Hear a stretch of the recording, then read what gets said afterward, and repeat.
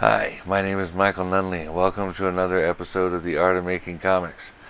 Now, today I want to talk about what to do once you've gone through and you've got your script to the point where you're satisfied with it. Obviously, you want to take it around to your friends and family and get their opinion, but their opinion is likely to be sugar coated unless you got some good, honest friends that you can have read it. You don't want sugar coated opinions when you're trying to get your scripts together. You need the honest reactions of people after reading it. I would recommend getting to know some of the independent comics creators and the underground comics creators, and talking to them. They will be able to review your scripts and look at it and stuff and give you pointers. That is what I did, and it helped me get Omen number one to that was my first script to where I wanted it to be. But those connections also helped a lot with getting it made. Those same people that the other indie comics creators I had met, the other underground comics creators I had met, those are the same people I approached about getting my comics made. I had built up a rapport with them through talking with them about their stuff and about other stuff, and it made it easier for me to approach them about doing my stuff. Now, before you go and approach people, make sure you have your information together. You want to make sure your pitch is absolutely solid. We don't need a lot of ifs and maybes and wins and kindas. People are not going to work with that.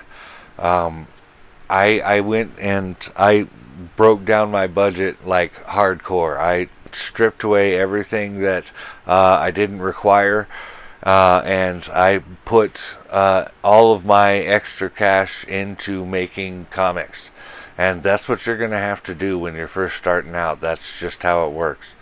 But I figured out exactly how much I could spend per page on a comic to get it drawn and colored and lettered.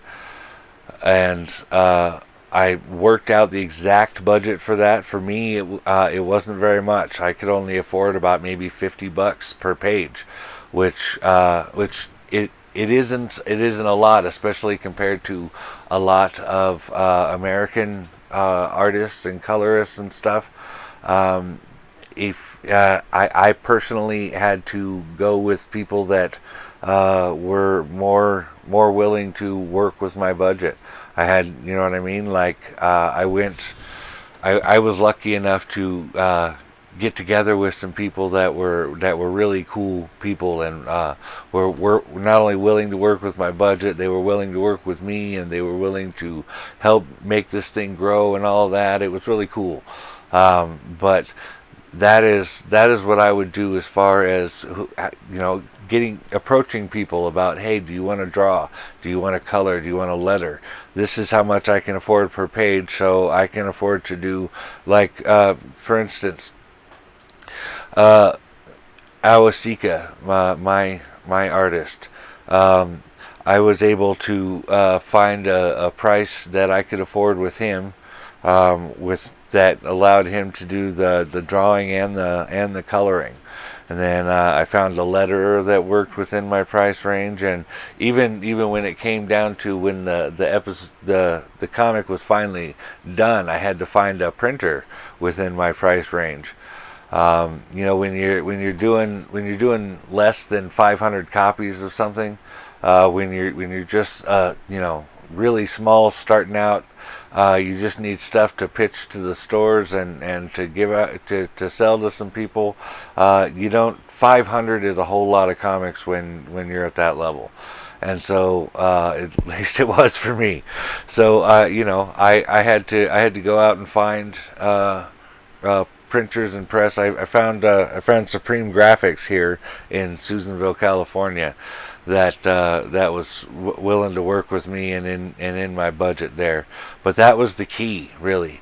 It was that I worked out the exact budget I could afford, and if it couldn't be met, if it couldn't be worked with one individual, I just went on to the next one.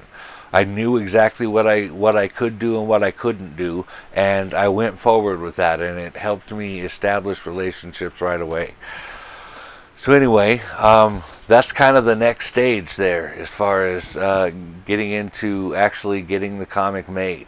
I hope that was helpful. If you have any questions, let me know.